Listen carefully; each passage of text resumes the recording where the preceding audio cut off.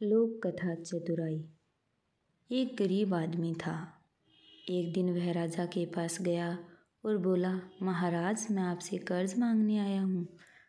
कृपा कर आप मुझे 5,000 रुपये दें। मैं 5 वर्ष के अंदर आपके रुपये वापस कर दूँगा। राजा ने उसकी बात पर विश्वास कर उसे 5,000 रुपये दे दिए। 5 वर्ष बीत जाने के बाद भी जब उस व्यक्ति ने राजा के 5,000 रुपये नहीं लौटाए, तब राजा को मजबूरन उसके घर जाना पड़ा। लेकिन वहाँ वह व्यक्ति नहीं मिला। जब भी राजा वहाँ जाता, बहाना बनाकर उसे भेज दिया जाता। एक दिन फिर राजा उस व्यक्ति के घर गया। वहाँ और कोई तो नहीं दिखा, एक छोटी लड़की बैठी थी। राजा ने उसी से पूछा, तुम्हारे पिताजी कहाँ हैं? लड़की बोली, पिताजी सड़क का पानी रोकने गए हैं। राजा ने फिर पूछा, तुम्हारा भाई कहाँ है?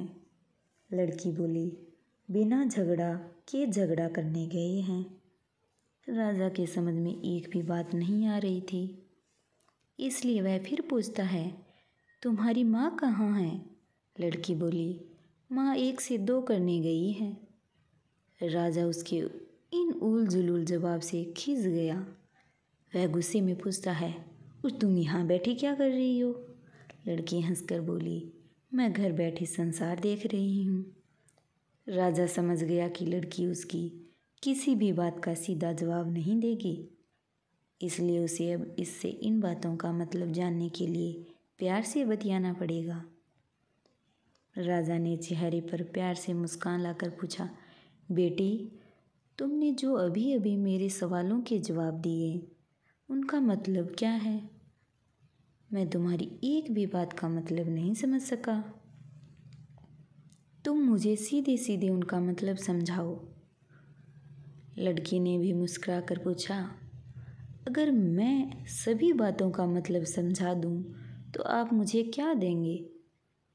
राजा के मन में सारी बातों को जानने की तीव्र उत्कंठा थी। वह बोला, जो मांगोगी वही दूंगा। तब लड़की बोली, आप मेरे पिताजी का सारा कर्ज माफ़ कर देंगे तो मैं आपको सारी बातों का अर्थ बता दूंगी। राजा ने कहा, ठीक है, मैं तुम्हारे पिताजी का सारा कर्ज माफ़ कर दूंगा। अब तो सारी बातों का अर्थ समझा दो। लड़की बोली, महाराज, आज मैं आपको सारी बातों का अर्थ नहीं समझा सकती।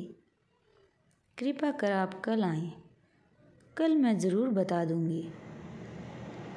राजा अगले दिन फिर उस व्यक्ति के घर गया। आज वहाँ सभी लोग मौजूद थे। वह आदमी, उसकी पत्नी, बेटा और उसकी बेटी भी। राजा को देखते ही लड़की पूछी, महाराज, आपको अपना वचन याद है ना? राजा बोला, हाँ, मुझे याद है। तुम अगर सारी बातों का अर्थ बता दो तो मैं तुम्हारे पिताजी का सारा कर्ज माफ़ कर दूंगा। लड़की बोली, सबसे पहले मैंने यह कहा था कि पिताजी स्वर्ग का पानी रोकने गए हैं। इसका मतलब था कि वर्षा हो रही थी और हमारे घर की छत से पानी टपक रहा था। पिताजी पानी रोकने के लिए छत को छा बना रहे थे, यानी वर्षा का पानी आसमान से ही गिरता है और हम लोग तो यही मानते हैं कि आसमान में ही स्वर्ग है। बस पहली बात का अर्थ यही है। दूसरी बात मैंने कही थी कि भैया बिना झगड़ा किए झगड़ा करने गए हैं। इसका मतलब था कि वे रेंगनी के कांटे को काटने गए थे। अगर कोई भी रेंगनी के कांटे को काटेगा तो उसके शरीर में जहाँ तहाँ कांटा गड़ ही जाएगा, यानी झगड़ा नहीं करने पर भी झगड़ा होगा और शरीर पर खरोंचें आएंगी। राजा उसकी बातों से सहमत हो गया। वह मन ही मन उसकी चतुराई की प्रशंसा करने लगा। उसने उत्सुकता के साथ पूछा, और तीसरी चौथी बात का मतलब बेटी? लड़की बोली, महाराज, तीसरी बात मैंने कही थी कि माँ 1 से 2 करने गई हैं। इसका मतलब था कि माँ अरहर दाल को पीसने यानी उसे 1 का 2 करना। रही चौथी बात तो उस समय मैं भात बना रही थी और उसमें से 1 चावल निकाल कर देख रही थी कि भात पूरी तरह पका है कि नहीं। इसका मतलब है कि मैं 1 चावल देखकर ही जान जाती कि पूरा चावल पका है कि नहीं। अर्थात चावल के संसार को मैं घर बैठी देख रही थी। यह कहकर लड़की चुप हो गई। राजा सारी बातों का अर्थ जान चुका था।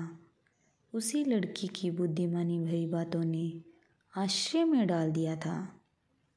फिर राजा ने कहा, बेटी तो तुम तो बहुत चतुर हो, पर एक बात समझ में नहीं आई कि यह सारी बातें तो तुम मुझे कल भी बता सकती थी, फिर तुमने मुझे आज क्यों बुलाया? लड़की हंसकर बोली, मैं तो बता ही चुकी हूँ कि कल जब आप आए थे तो मैं भात बना रही थी।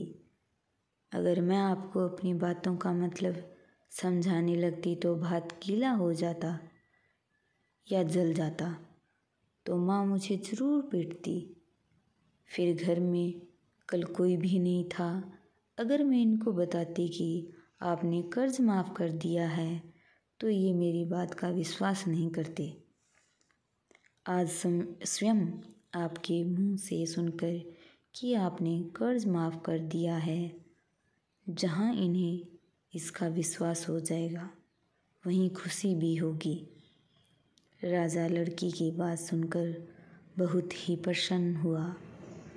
उसने अपने गले से मोतियों की माला निकाल उसे देते हुए कहा, बेटी यह लो अपनी चतुराई का पुरस्कार। तुम्हारे पिताजी का कर्ज तो मैं माफ़ कर ही चुका हूँ। अब तुम्हें या तुम्हारे घर वालों को मुझसे बहाना नहीं बनाना पड़ेगा। अब तुम लोग निश्चित होकर रहो। अगर फिर कभी किसी चीज़ की ज़रूरत हो तो बेझिझक होकर मुझसे कहना। इतना कहकर राजा लड़की को आशीर्वाद देकर चला गया। लड़की के परिवार वालों ने उसे खुशी से गले लगा लिया।